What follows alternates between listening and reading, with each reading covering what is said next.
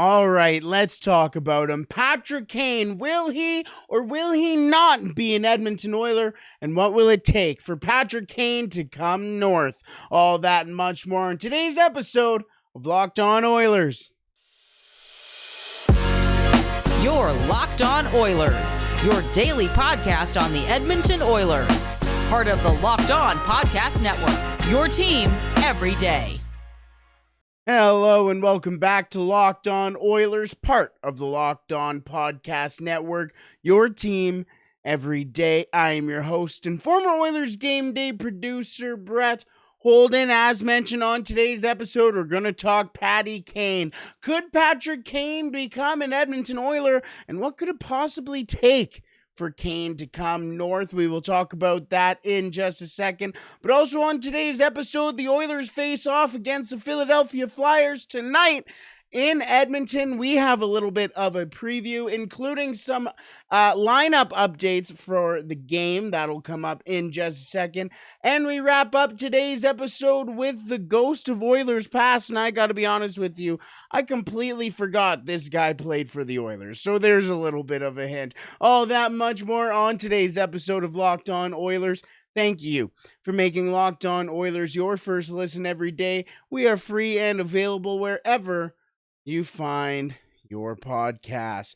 Alrighty, let's start off with Patrick Kane. As over the weekend, Patrick Kane scored a hat trick on the same night that teammate Jonathan Toews announced that he will not be traded, or will not at least accept the trade out of Chicago, as he is dealing with a couple of ailments, including long COVID, and excuse me if I get this incorrect, but chronic illness, some sort of chronic immune illness disease, something of that sort. So hoping for a speedy recovery for Jonathan Toews, but that now means Patrick Kane, or at least leaves Patrick Kane all by himself when it comes to the top end talent in Chicago potentially leaving. We talked a lot about Patrick Kane in the offseason, how, this was never a deadline deal. Well, here we are at the deadline talking about whether or not Patrick Kane will be moved. Now,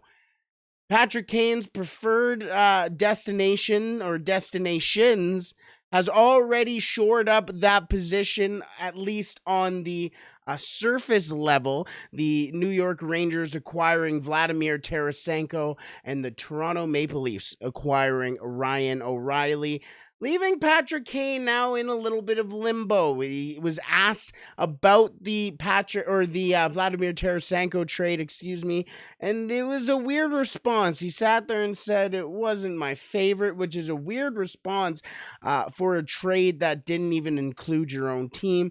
So he's now having to consider new destinations. Kane so far this year in 52 games, 14 goals, 27 assists, already up to 41 points. A lot of people talking about how this is a slow year for Kane, which is saying something, that considering he has 41 points already. Now, he did get a hat trick and an assist, 4 points against the Maple Leafs, so that does certainly help the statistics there. But let's take a look at some of the advanced stats here, and they aren't very appealing, but you have to think about the team that he is playing on. Patrick Kane, goals for per 60 minutes at 5-on-5 is at a 2.32. His goals against per 60 minutes at 5-on-5 is at a whopping 3.47. His expected goals for per 60 minutes at 5-on-5 is at a 2.19, meaning he's basically swinging higher than what he is supposed to be, or at least he's expected to be scoring at. His expected goals for at 2.19, his actual goals for at 2.32. I think that is more of a testament to just how much work he is really having to put in with this team, considering the options he currently has. Now, all those numbers, by the way, his power play goals for per 60 minutes sits at a 6.96. All of those numbers, when put up against the Edmonton Oilers, would put him 18th in goals for per 60 minutes, 24th in goals against, last in expected goals for, and 8th in goals for per 60 minutes on the power play. Not great numbers. However, again, First of all, you have to realize that you're talking about Patrick Kane, who's a fantastic hockey player in his own right. But B, you also have to remember it's a bad team, so those numbers aren't going to be great. Put him up against Connor McDavid, or put him with Connor McDavid, Leon Draisaitl, Evander Kane, which we will talk about. I think those numbers get bumped.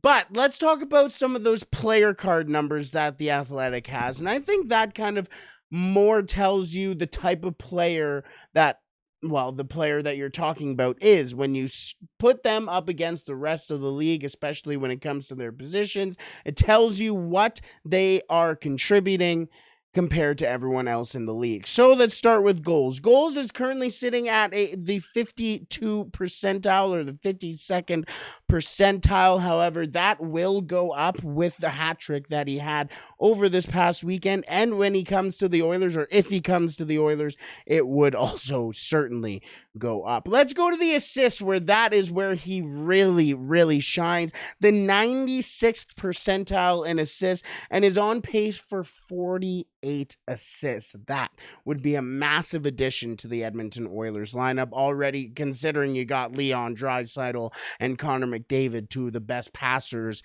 in the NHL. Then his points sit at the 86th percentile with the potential to reach 65, and his expected goals sits at the 72nd percentile at a potential of reaching 22.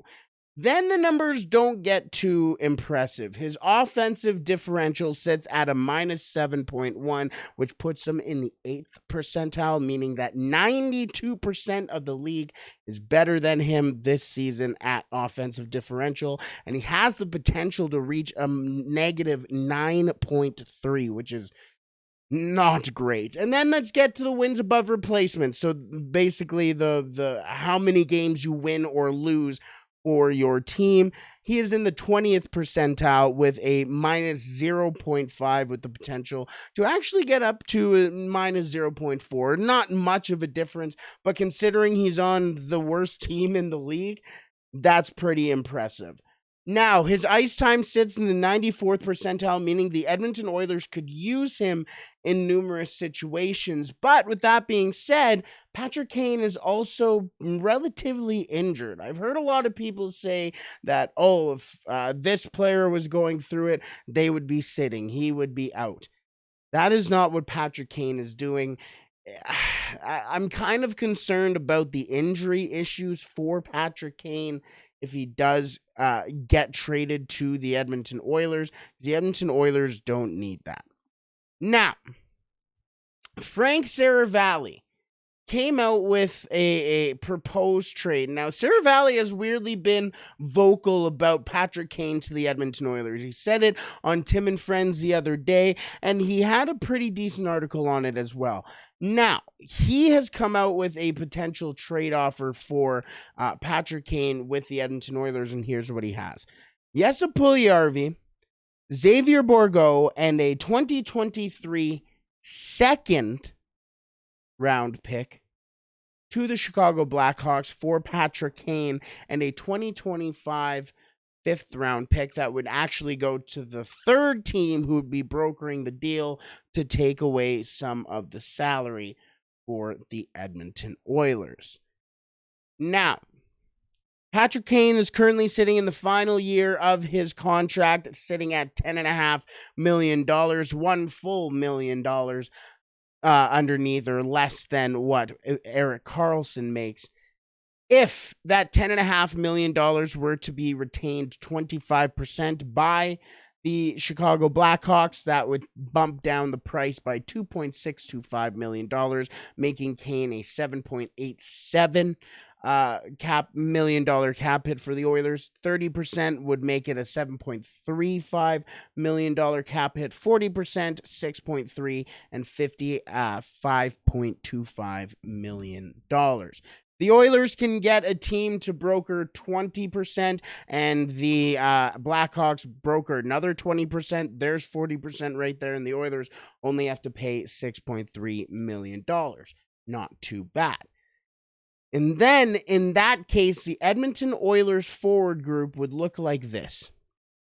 Patrick Kane, Connor McDavid and Evander Kane, Zach Hyman, Leon Draisaitl, and Kyler Yamamoto, Ryan McLeod, Ryan Nugent-Hopkins, and Warren Foegele, Klim Kostin, Derek Ryan, and Matthias Janmark. Plus, Dylan Holloway would be returning at some point in about a month. You could add him to that lineup. You could take out a Derek Ryan, whatever you want. You can have a lineup of Patrick Kane, McDavid, Evander Kane, Hyman, Draisaitl, Yamamoto, Holloway, Nugent-Hopkins, Foegele, Kostin, McLeod, Janmark. Not bad. There's a bunch of different ways you can then add to that lineup. And when you have injuries like an Evander Kane being out, like a Klim Kostin being sick, and with the lineup that you see the Edmonton Oilers deploying tonight, would kind of make it at least a little bit easier for those top talents in the top six. So is it feasible? Is it plausible? I think so. And it's concerning because I think the Oilers do need defense. But adding Patrick Kane, this is a totally different tune from what I was playing earlier this year, especially in the summer. I have switched. I think the Oilers need a defenseman instead of needing Patrick Kane. But either way, what do you think? Do you think the Oilers should splurge for Kane, or do you think they should keep their eyes set on a defenseman? You let me know. Alrighty, let's shift our focus to tonight's game against the Philadelphia Flyers as the Oilers host the Flyers at Rogers Place. We got some lineup changes for the Oilers, including a fan favorite defenseman being called up. We will talk about that in just a second, but first, today's episode is brought to you by FanDuel. The midway point of the NBA season is here, and now is the perfect time to download FanDuel, America's #1 sportsbook, because new customers get a no-sweat first bet up to $1,000. That is bonus bets back if your first bet doesn't win. Just download the FanDuel Sportsbook app. It is safe, secure, and super easy to use. Then you can do anything, bet on anything, from the money line to the point scores to threes drained. Now we are just ending the All-Star break for the NBA, and that means NBA games are coming back later this week, and the Toronto Raptors have a massive matchup against Zion Williamson's New Orleans Pelicans. Is Zion injured? Like, we all know Zion's always hurt at some point. Is he?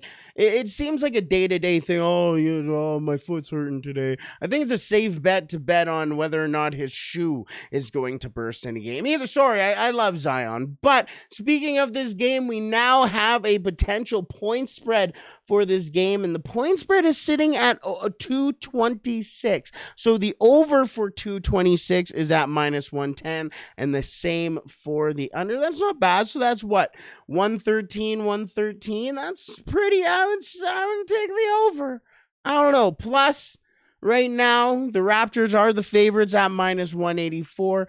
Pelicans at the underdogs at +154. So I don't know. That's don't say to chase the sauce. I'm not gonna cheer against the Raptors, but maybe chasing the sauce a little bit. Either way, FanDuel lets you combine your bets for a chance at a bigger payout with the same game parlay. So don't miss your chance for your no sweat first bet up to $1,000 in bonus bets when you go to FanDuel.com/lockedon. That's FanDuel.com/lockedon to learn more. Make every moment more with FanDuel, an official sports betting partner of the NBA. Alrighty, let's move on to our preview of tonight's game between the Edmonton Oilers and the Philadelphia Flyers, as the Flyers fly into Edmonton tonight. Well, they probably flew into Edmonton from Calgary. They faced off against the Flames the other night, actually on Family Day, so yesterday. They ended up with a massive 4-3 win in Calgary. However, They have lost Travis Konechny to an upper body injury. He was injured in the second period of yesterday's game, but we will get to their lineup in a second. Let's talk about the Edmonton Oilers lineup, as Evander Kane and Klim Kostin will once again not be in the lineup for the Oilers. At least that is the indication, as neither of them were on the ice for the Oilers today. Let's take a look at the Oilers lineup, as we have a pretty interesting look at the Oilers lineup today. Ryan Nugent-Hopkins will start off on the first line with Connor McDavid and Zach Hyman. And here's the little ripple in today's lineup. Leon Draisaitl will be on the second line or first and a half line alongside Kyler Yamamoto. I assume the Oilers will probably rotate McDavid, Nugent-Hopkins, and Hyman on that line, have a potential lineup of Hyman, Draisaitl, Yamamoto, Draisaitl, McDavid, Yamamoto, Draisaitl, Nugent-Hopkins, Yamamoto. I think the Oilers are going to get creative with that line. Either way, Matthias Janmark, Ryan McLeod, and Warren Fogle make up the third line, and Devon Shore, Derek Ryan, and Jesse Puljujarvi will make up the fourth line. Darnell Nurse and Cody Ceci are the top pairing for the Oilers tonight. Brett Kulak and Tyson Barrie on the second pairing.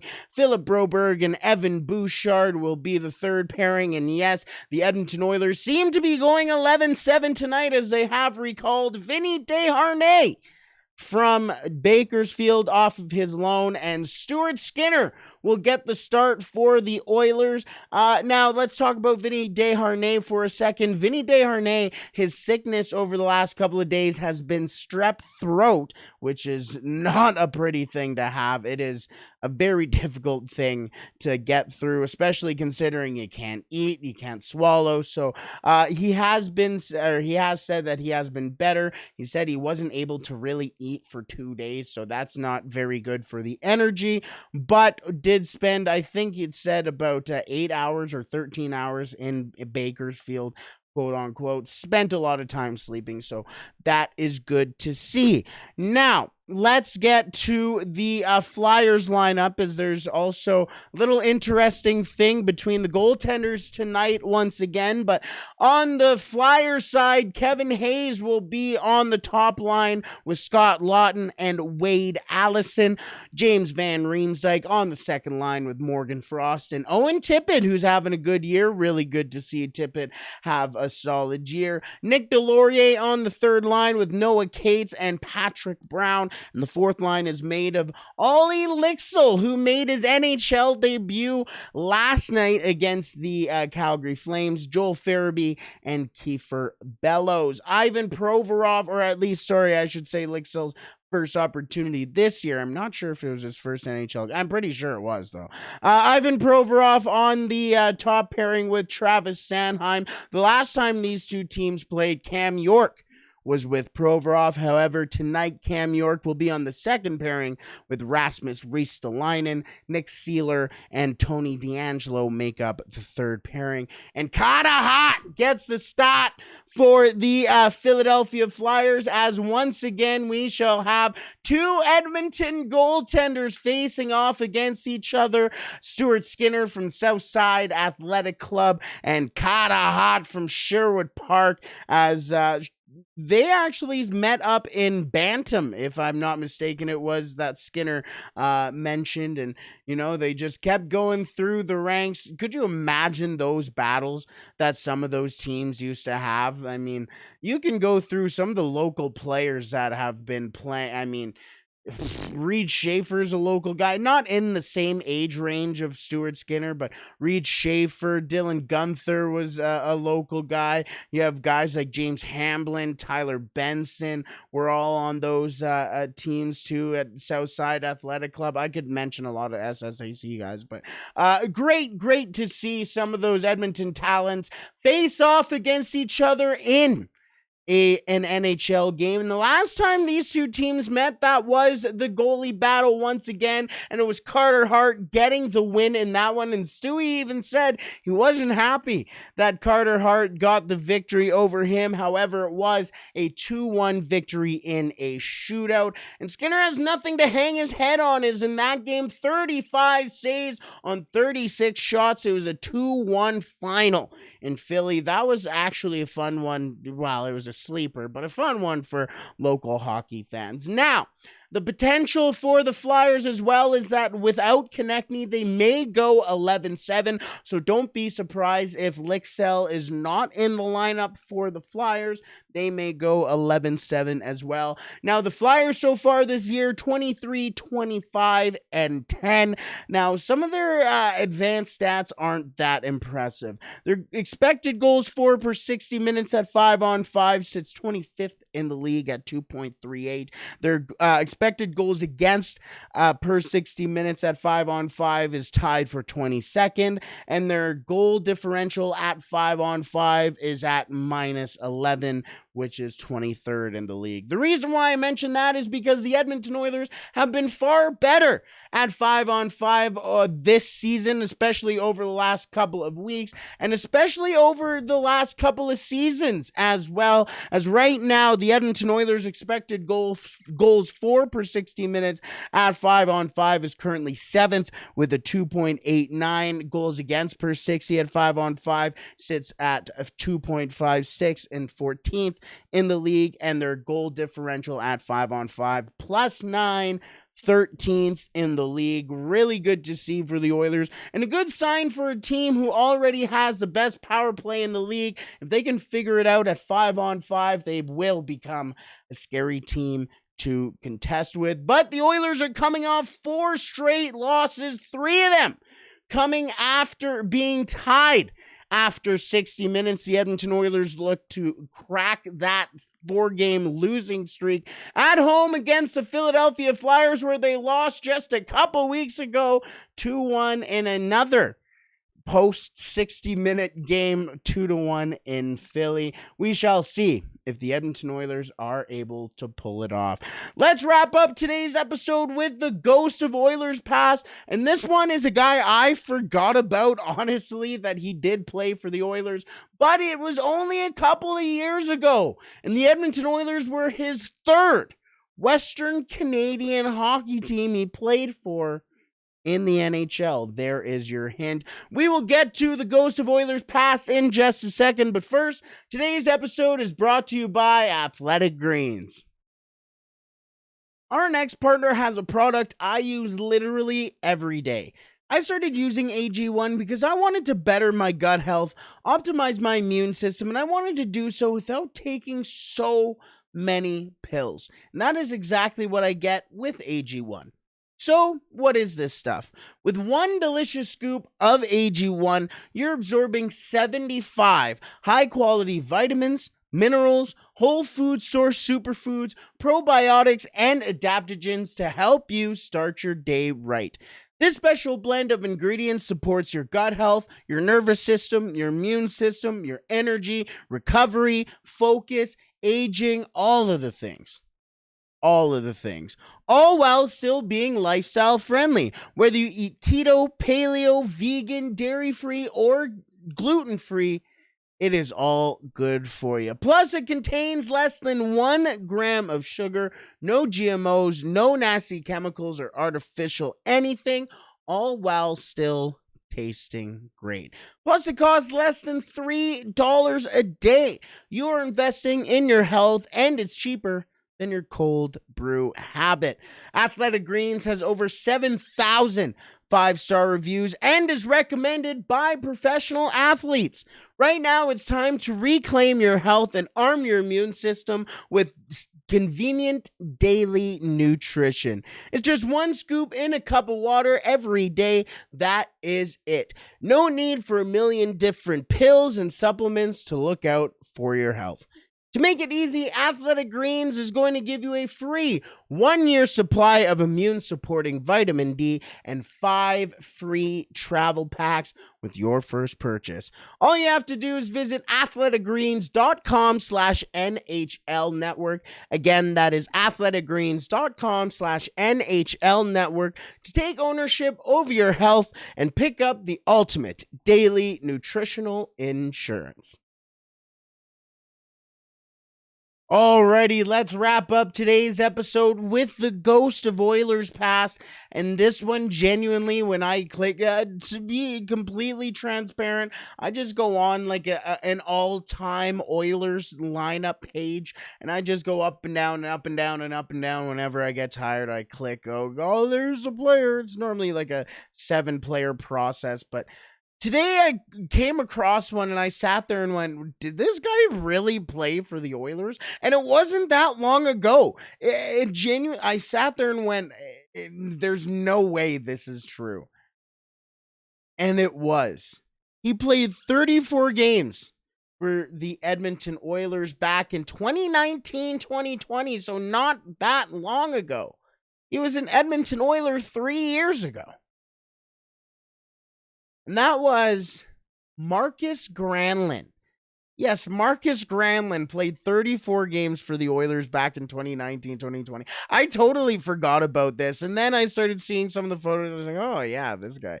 34 games with the Oilers, 3 goals, 1 assist, 4 points for Granlund. Now, this was the third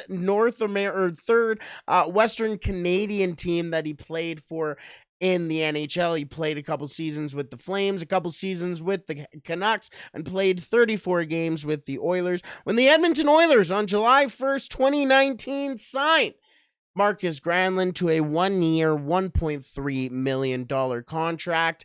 However, during that season, he did have 34 games played and only 3 goals and 1 assist.